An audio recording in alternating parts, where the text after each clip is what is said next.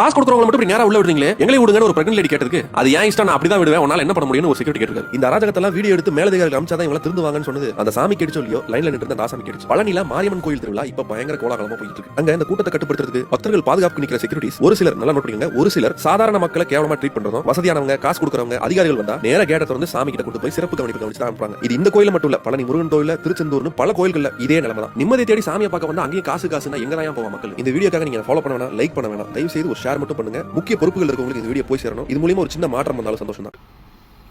ஆக்சுவலாக இது இங்கே மட்டும் எல்லா இடத்துலையும் நடக்கிறது தான். மேல் அதிகாரி பார்க்குற வரைக்கும்னா மேல் அதிகாரிங்களே அப்படி தான் பண்ணுறாங்க.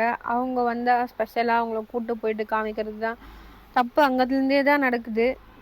இந்த பிரதர் எவ்வளோ கோவத்தோட இந்த வீடியோ மேக் பண்ணியிருப்பாருன்னு எனக்கு நல்லாவே தெரியும். ஏன்னா நானுமே அது எக்ஸ்பீரியன்ஸ் பண்ணியிருக்கேன். இந்த நம்ம நாட்டில் இருக்க எல்லா கோயிலுமே அப்படி தான். ஏதோ 1-2 கோயிலில் கையை விட்டுன்ற மாதிரி தான் இருக்கும். அந்த கோயிலில் மட்டும்தான் இந்த மாதிரி அநியாயம் நடக்கல. இது எல்லா கோயிலுமே நடந்துட்டு தான் இருக்குது. இது வந்து மேல் அதிகாரிக்கு போகிற மாதிரி ஷேர் பண்ண சொல்கிறீங்க. மேல் அதிகாரிங்களுக்கு தெரிஞ்சிருந்தா தெரியாமல் இருக்கும் நீங்கள் நினைக்கிறீங்க. தெரியாத மாதிரி இருக்கிறாங்கன்னு தான் நான் நினைக்கிறேன்.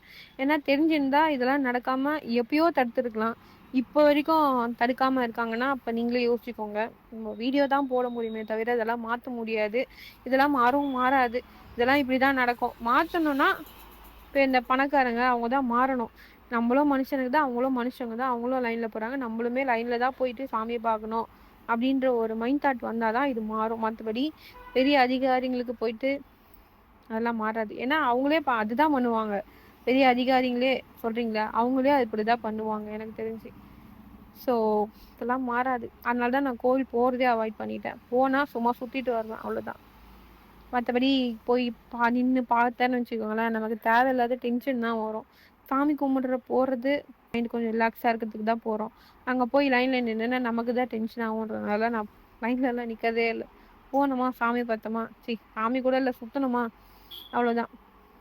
என்ன மாதிரி எத்தனை பேர் இருக்கிறீங்கன்னு கமெண்ட்டில் சொல்லுங்கள், நானும் தெரிஞ்சுக்கிறேன். நீங்களும் சொல்லுங்கள் இந்த மாதிரி விஷயம் மாறுமா மாறாதா அப்படின்னு சொல்லிட்டு.